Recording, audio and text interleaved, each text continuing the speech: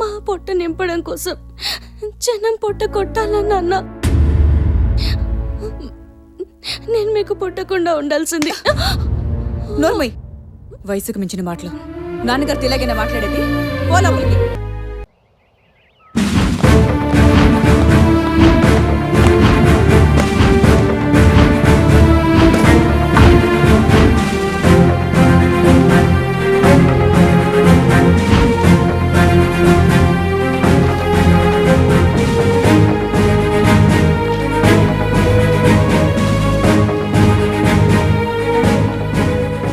Excuse me sir, లోపల ఏం జరుగుతుందో చెప్తారా?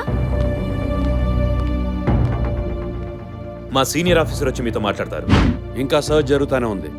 ఇప్పుడు వరకు జరిగిన దాన్ని బట్టి ఆస్తి కొన్ని కోట్లలో ఉంది. సర్చ్ మొత్తం పూర్తయిన తర్వాత మొత్తం ఇన్ఫర్మేషన్ ఇస్తాం. ఇదంతా నేనంటే గిట్టన వాళ్ళు చేస్తున్న పని. ఈ ఆస్తి అంతా నా కష్టార్జితం. నమస్తే.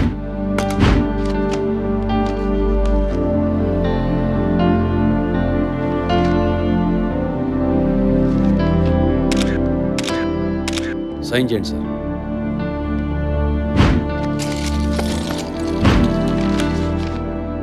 Thank you very much sir. Thank you. Thanks for the cooperation. I'm sorry sir, మిమ్మల్ని ఒకసారి చెక్ చేయాలి. అవసరమా? Just a formality. చేయాలి కదా సార్.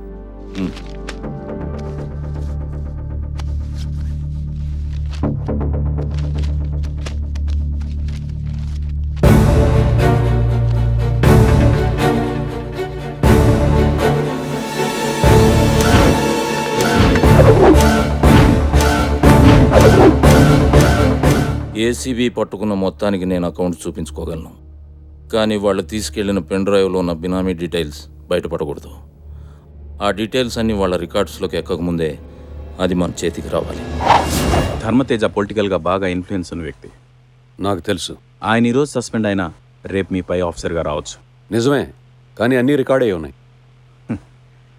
రాజ్యాంగాన్నే మార్చాం, రికార్డ్స్ని మార్చలేమా? పాయింటే. మీరు రైడ్లో సీల్ చేసిన కవర్స్లో ఒక కవర్లో ధర్మతేజ ఆస్తుల వివరాలున్న పెన్ డ్రైవ్ ఉంది. దాని విలువ కొన్ని కోట్లు. అదొకటి మీరు తప్పిస్తే మీకు 2 కోట్లు.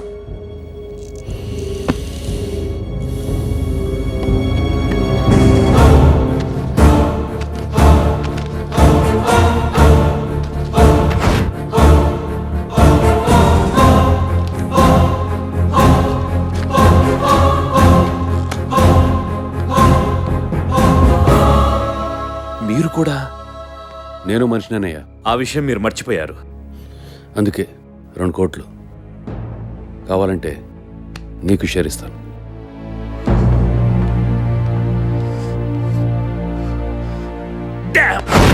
మొత్తానికి సాధించావు.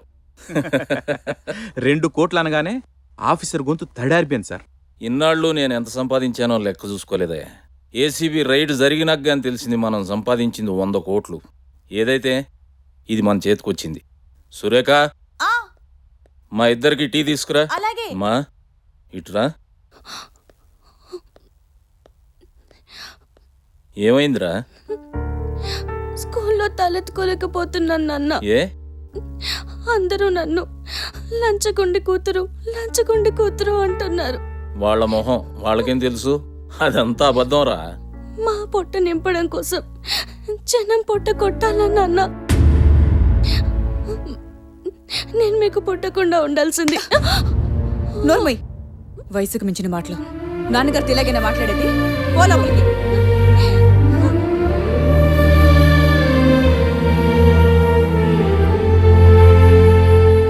చచ్చా, గణి, నా పరువు నిలబడాలి అంటే సస్పెన్షన్ ఎత్తేయాలి. నువ్వేం చేస్తావో నాకు తెలీదు. సస్పెన్షన్ ఎత్తేయాలి.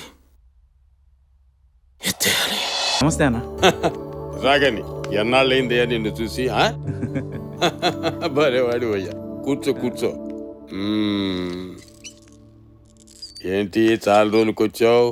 ఏదైనా పని మీద వచ్చావా? ఏసీబీకి దొరికిన ధర్మతేజ సస్పెన్షన్ గురించి మాట్లాడదామని. వాడు 20 కోట్లకు దొరికాడు కదయ్యా, మరి సస్పెన్షన్ ఎలా ఎత్తేయాలంటావు? ఆ 20 కోట్లకి వాళ్ళ బావమరిది ఎన్ఆర్ఐ అకౌంట్లు చూపించుకోవాలనుకుంటున్నాడు సార్. లీగల్గా అయితే ప్రాబ్లం లేదు, మీరు ఓకే అంటే. నా సంగతి సరే, మరి మిగతా వాళ్ళని ఎలా మేనేజ్ చేస్తావని. దానికి వేరే సెటప్ అరేంజ్ చేసే సార్. సచ్చుడు అయ్యా. Thank you sir. సీఎం గారు కూడా హెల్ప్ చేయడానికి రెడీగా ఉన్నారు. సార్ సస్పెన్షన్ ఎత్తించాలంటే ఆ ఫైల్ కన్సర్న్ మినిస్టర్ నుంచే జనరేట్ అవ్వాలి. మీరు మినిస్టర్ గారితో ఒకసారి మాట్లాడితే. డాడీతో నేను మాట్లాడతాను. మిగతా విషయాలు ఆఫీసర్స్ని ఇట్లా మేనేజ్ చేయాల్సి ఉంటుంది, నీకు తెలుసు కదా. వాళ్ళందరినీ కలుపుకుని మీతో పాటు ఒక గెట్ టుగెదర్ ఏర్పాటు చేద్దాం. ఓకే ఓకే, ఎట్లయితే మీ పని అయిపోయినట్లే. థ్యాంక్ యూ బాబు. మంత్రి గారికి మీరు ఎంత చెప్తే అంతే. నాన్నగారిని అడిగానని చెప్పు. ఉంటా. నువ్వు పైకి వెళ్ళి సెలక్షన్ అయ్యాక కౌంటర్ దగ్గరికి వచ్చి. ఓకే. ప్రిన్సిపల్ సెక్రటరీ గారి వైఫ్ ఏదో పీస్ సెలెక్ట్ చేసి ఉంచానని చెప్పి. అవును సార్, మీరు వస్తే చూపించమన్నారు. సరే, పద. సార్ కూర్చోండి సార్. బాబు, ఆ మేడం గారి కోసం తీసిన పీచ్ చూపించు. ఎంత? 4,07,000 సార్. 4,07,000? కొత్త కార్ వస్తుంది కదా. నీ తాలూలో డిజైన్ సార్. ఎదుటోడు సొమ్ము అంటే ఎవరికైనా లోకు తేరగా వచ్చేదే కదా. హలో సార్ నమస్తే సార్. చెప్పు గణి. నేను కళానికేతన్లో ఉన్నా సార్. అదే ప్రిన్సిపల్ సెక్రటరీ గారి వైఫ్ ఏదో ప్లీజ్ సెలెక్ట్ చేసి ఉంచారు సార్, అది తీసుకోమన్నారు. తీసుకోండి.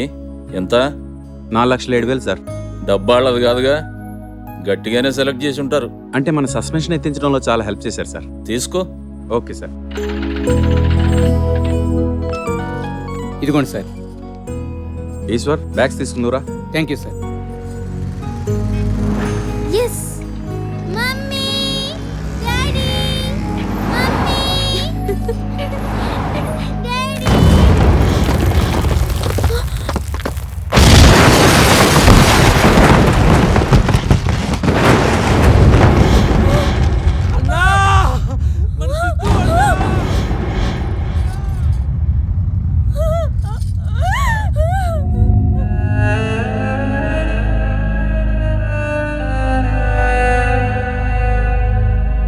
సార్ రాగణి.